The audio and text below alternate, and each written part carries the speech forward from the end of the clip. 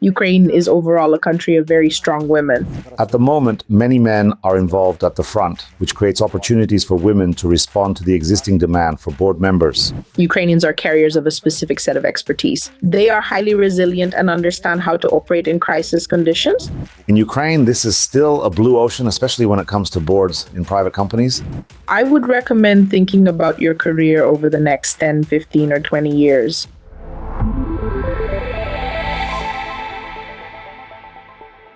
Ladies and gentlemen, welcome to the Board of Directors with Sergiy Bulavin channel. Today, our guest is Yulia Makarova. Yulia, good afternoon. Good afternoon, Sergey. Yulia has worked in international executive search firms such as BrainSource, Hudson, and Heidrick & Struggles. She is currently an associate director at the UK-based company Cripps Leadership Advisors.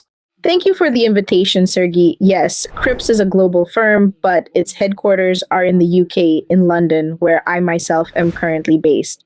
Yulia, you have extensive experience in executive search and working with recruitment agencies, more than 20 years. Recently, you have also been working on board search assignments. Tell me, please, was this driven by your personal interest in this area, or is it simply a necessary step for the next stage of your career development? Thank you very much for the question. It is an interesting one, and I will take a moment to consider how best to answer it. The businesses I have worked with over the past roughly 12 years have all been focused on supporting and advising either corporate organizations, their leadership teams, or business owners in making their teams more effective, both at the executive level and at the board level. As such, working with independent directors and supervisory boards was a very logical continuation of what I had been doing with and for clients over the past decade. I would also like to say a few words about the specifics of this work because, first of all, as you mentioned, executive search or headhunting is indeed one of the key areas I work in. It also involves supporting appointments of business leaders in the layer directly below them, the so-called CEO -2 level. The same applies to supervisory boards, independent non-executive directors, and of course chairs, whether chairmen or chairwomen. However, it is also important to mention a second area that is equally critical, so-called leadership consulting or leadership advisory. This covers everything related to making leadership teams effective specifically as teams. In this case, the focus shifts away from individual appointments to how these exceptionally smart and highly skilled people work together as a team. We look at how effectively they collaborate, which strengths they leverage as a collective, whether there are development areas, and how those can be strengthened to improve both team performance and interaction, ultimately having a direct impact on company results. That is an important additional point. Very interesting. So you mean the board itself and its internal dynamics as a team, or also, for example, the board together with the CEO and the CEO -1 level? It can be either the first option, the second, or various combinations of both. For example, there is a specific offering such as a board effectiveness assessment. That is one distinct area of work. In that case, we work exclusively with the board and focus on how board members interact with one another. We also look at the outcomes of that interaction because paradoxically, the smartest people in the room, taken individually, may each score 100 out of 100, yet as a team, they do not always function effectively. This can be related to executive ego or simply to the fact that, like a football team, people need time to play well together and find the right fit. There are structured methods to address this, and this is precisely where leadership advisory comes in. Sometimes the challenges sit at the level of the board and shareholders. In other cases, they are within management or the executive team. In those situations, the management team is also involved in the process. We then work with them as well. These are highly bespoke projects. For example, while executive search can be broadly imagined as a relatively standardized process where we agree on whom we are looking for and define the critical, required, and desirable characteristics of the candidate, we think about the region, we think about the required expertise, we think about the individual profile and the key competencies. We create a brief and align it. We then approach and engage with candidates, after which our clients speak with them, and we support the process through to a logical conclusion.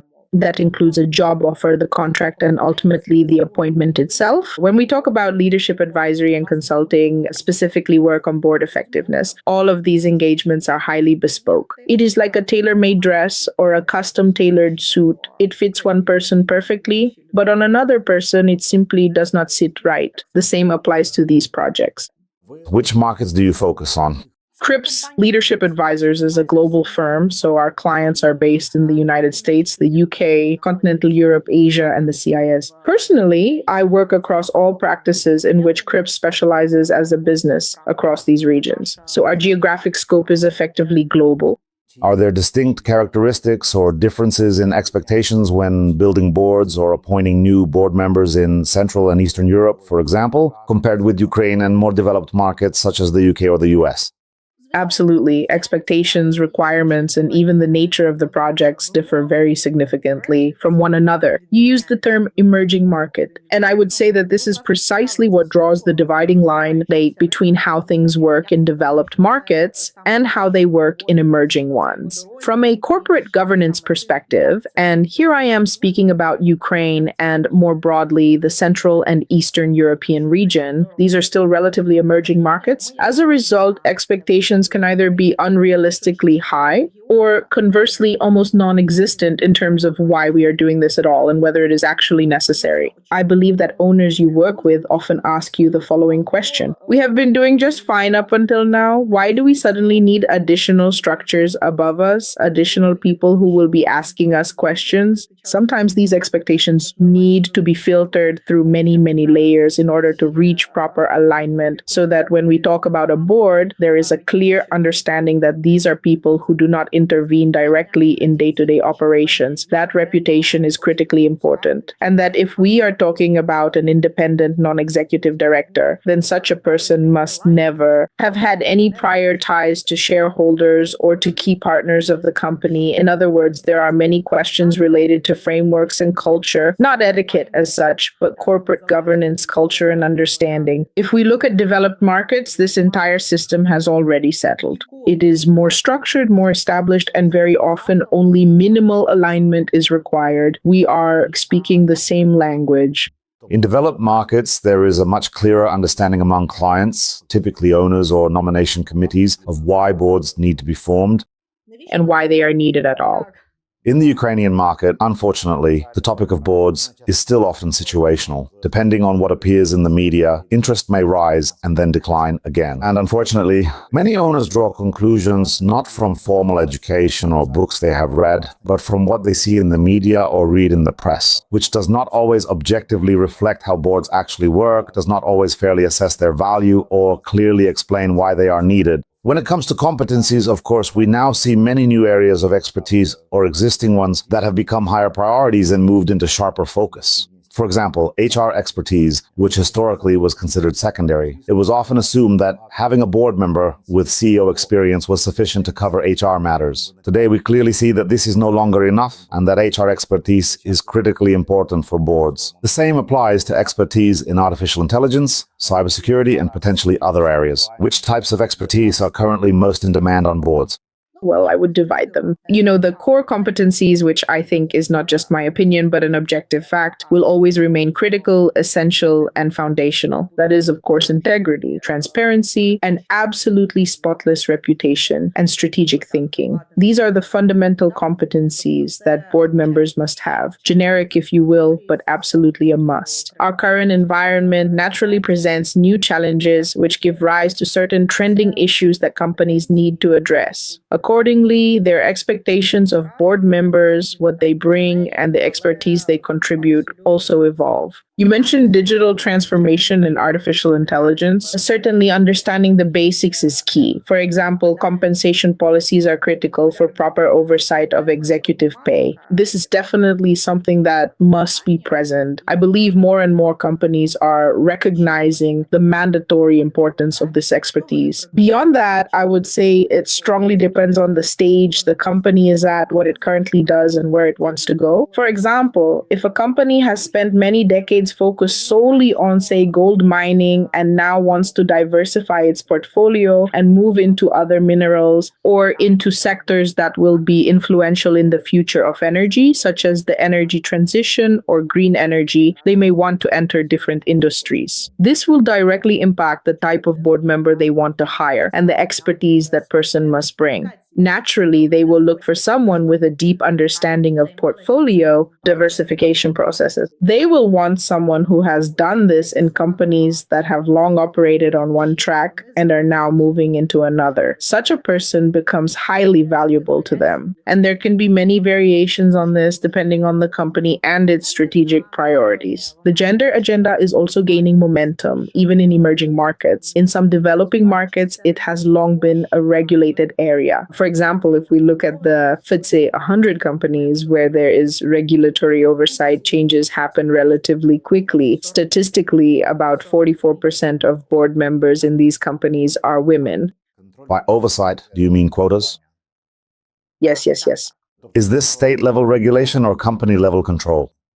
Companies themselves also understand that investors pay attention to this, so the logic is very straightforward. They understand that this is important for them, and as a result, these changes happen very quickly. That is, if we know the purpose, we know what to do, and we act swiftly. On the other hand, if the goals are more vague, something like, we would like to do this, but we're not exactly sure why, then naturally, change takes much longer.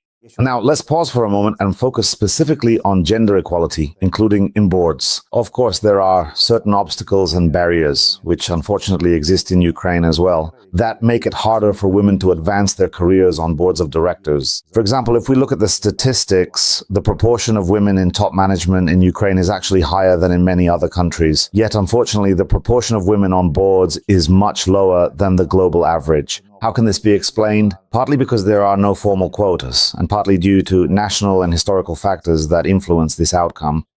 I find this an extremely interesting question. The way you framed it and the examples you referred to makes it an absolutely fascinating topic. Why are there so many women in top management in Ukraine? In my view, it's because Ukraine is a country of very strong women. These are women who are not afraid to take power and take initiative. Historically, circumstances sometimes required women to step in temporarily, and often that temporary role became permanent. Women have been very effective in managing these transitions. They have the ability to hold the front. They are not afraid of responsibility, and in my view, many even enjoy it. At the same time, I think part of the reason they succeed is that Ukraine is not a country dominated by highly vertical authoritarian men. There has always been space and opportunity for women, and men have generally allowed that. I think it is also significant that men typically did not take it personally when a woman became a company leader or headed a department. This is in essence female leadership. Ukrainian men, I believe, both appreciate and respect this and do not feel threatened by it. If I may take a bit of a risk and generalize, I would say that in Ukraine, this phenomenon has occurred largely due to these two factors. Speaking specifically about boards of directors, first, I think there's a form of self-selection at play.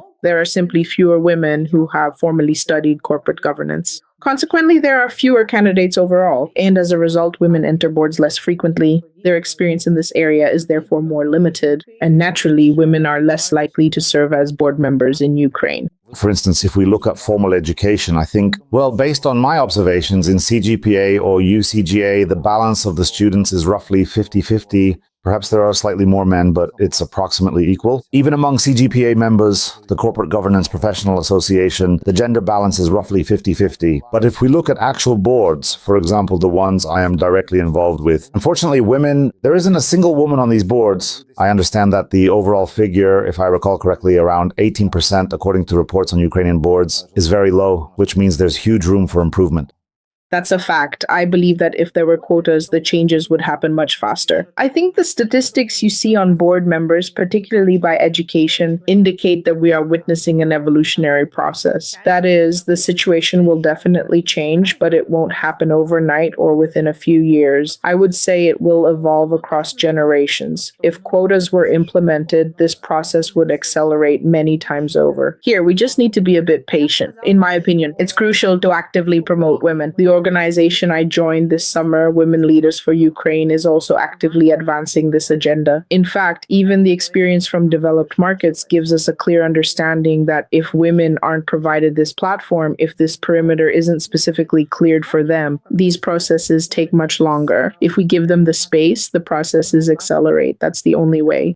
This is especially important given the current circumstances, because we understand that men are now engaged on the front lines. And indeed, this provides women with the opportunity to respond to the current demand for board members. This balance will likely shift because there are highly qualified women who have completed board-related training and are ready for director-level roles. On the other hand, there is an objective demand for it. Men alone cannot fill it, and women's participation is necessary. Speaking of executive positions, this is also very important because with men at the front, and unfortunately not all will return, women must be prepared to lead companies, take top management positions, and serve on boards.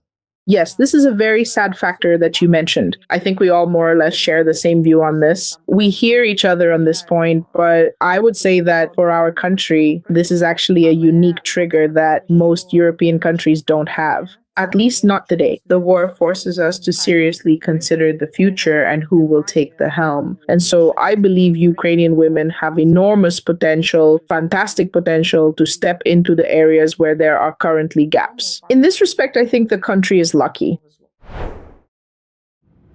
If we return to the topic of Ukrainians potentially serving on boards of foreign companies, I personally have some negative experience. At the time, I decided to focus on executive roles, as I was still in an executive position myself. Alongside my executive career, I completed relevant training and, as a first step, began looking for a board position in an international company. During that process, I met a large number of very interesting people, but I did not receive any offers. After that, roughly a year later, perhaps even more, I decided that it would be more effective to focus on board roles in Ukraine. Unfortunately, I had assumed that my understanding of international markets, project equity, and related topics at that time would be sufficient to enter international companies and be invited to the boards of global organizations. As far as I know, there are only isolated cases where Ukrainians actually serve on the boards of foreign or international companies, but these are exceptions rather than the norm. In your opinion, what are the reasons for this lack of broader representation? And secondly, what would need to change in order to increase the presence of Ukrainians on the boards of foreign and international companies?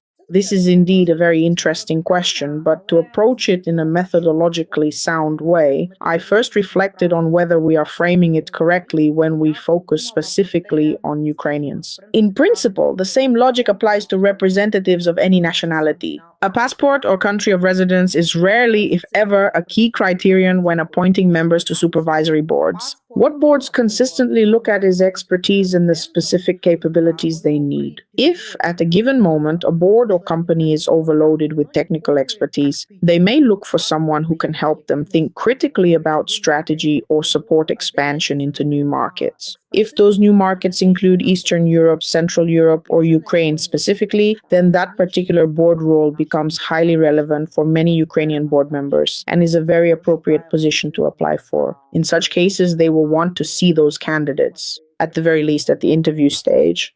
However, if we are talking about, for example, FTSE 100 or FTSE 350 companies and UK-based businesses where Eastern Europe, Central Europe, or Ukraine are not central to their business interests, then being Ukrainian alone is not sufficient to join their boards, as this is simply not a criterion they consider. That said, in many of these companies, roughly 1/3 of board members are foreigners or non-residents. This in itself provides some optimism for representatives of any nationality and holders of any passport. However, the mere fact that a person is Ukrainian, whether as a chair, a committee member, or an independent director, does not in itself have any decisive impact. There is no discrimination here. Rather, board composition is approached in a highly pragmatic way. Boards are built based on the questions they want members to ask, the experience they need, and the areas in which they require support, whether that is connections, market insight, or an understanding of specific governance frameworks. If, for example, a company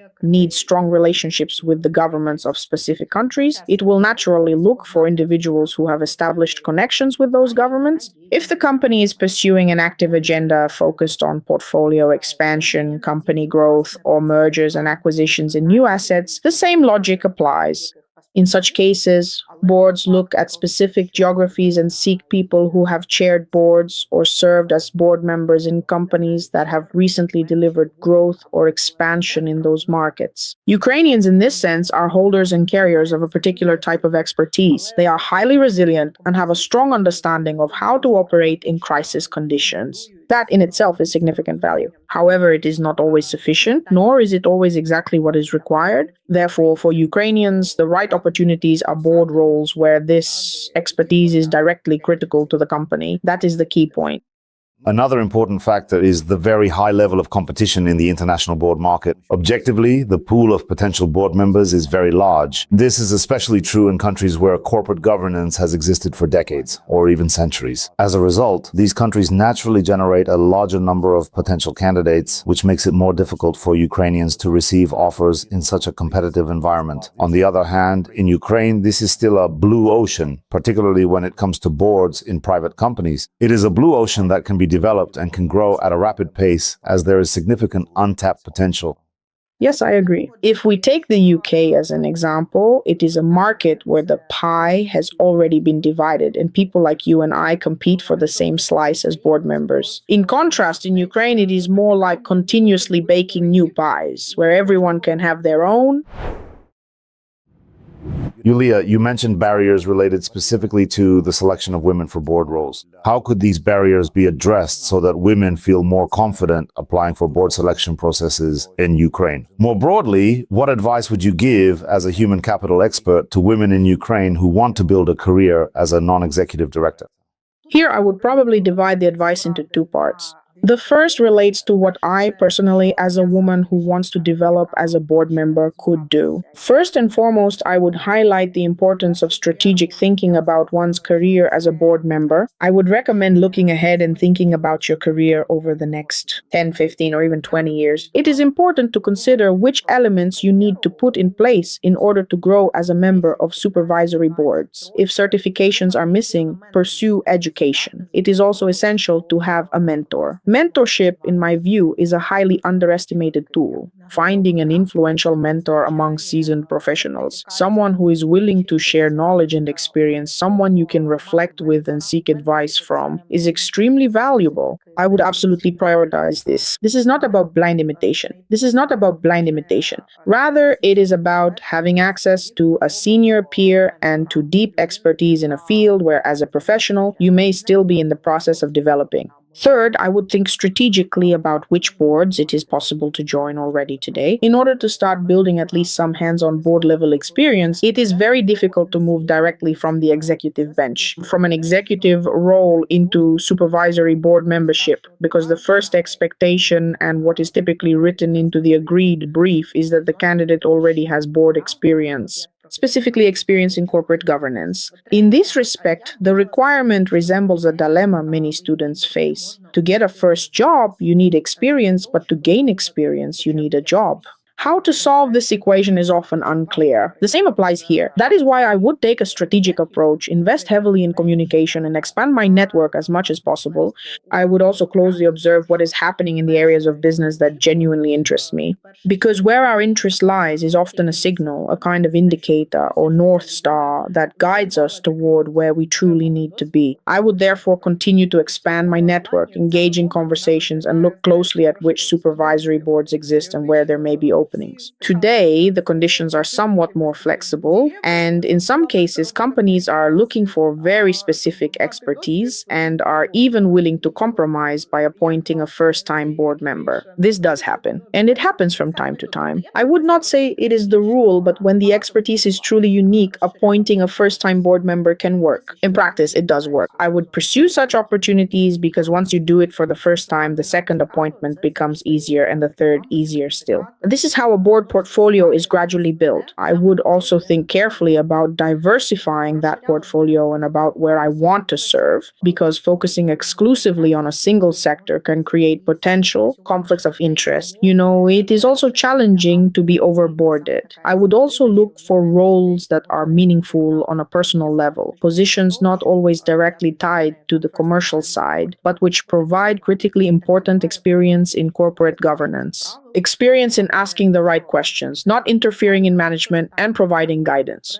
These are things that can be done already today by any professional who has such ambitions. On a broader level, we can, of course, promote the women's agenda and, as you are already doing, contribute to education by enabling more and more people to learn and to understand the value of a supervisory board, what it does, and equally importantly, what it does not do. This is a continuous process of learning and expanding one's horizons. Another key area for Ukrainians, in my view, is English proficiency. If we are talking about working not in an international company per se, but in the Ukrainian office of an international company where communication with an expatriate CEO or international colleagues is required, the expectations are one thing. However, when it comes to joining supervisory boards in other countries where English is the first or second language, proficiency must be exceptionally strong. A person needs to be very comfortable with idioms and with the professional language of the specific sector and market in which the company operates.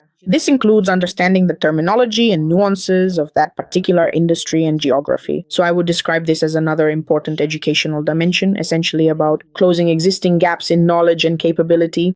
To what extent does it make sense to look at the international market when searching for a first board position?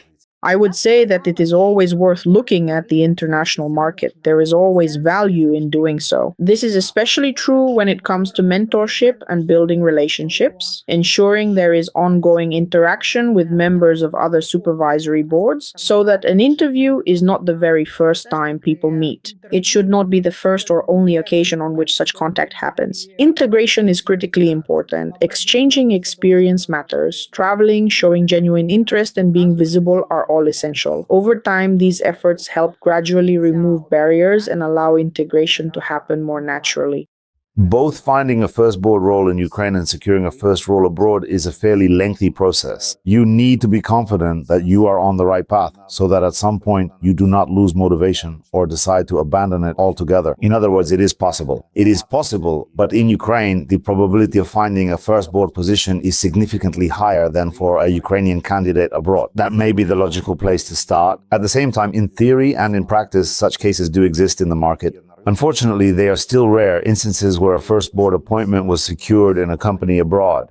It could be a very interesting exercise to analyze such cases one by one, to sit down and look closely at who succeeded and why. None of them succeeded simply because they were Ukrainian, nor did any of them succeed purely because of luck or the absence of other candidates. Each case, when carefully examined and deconstructed, clearly illustrates a path to success. As a rule, it involves a unique combination of skills, experience, market-specific connections, and expertise. It is also a fact that Ukrainians are often perceived as representing an emerging market. Therefore, it is important to look at one's own profile and ask, what makes me a unique addition? What specific expertise can I bring to a board and to the team? This is critically important. And of course, it is essential to always maintain a strong focus on reputation and transparency, because this is a must and it never expires. Yulia, thank you very much for an engaging conversation and for the very valuable advice. Thank you, Sergey. Ladies and gentlemen, thank you for being with us. See you on our channel.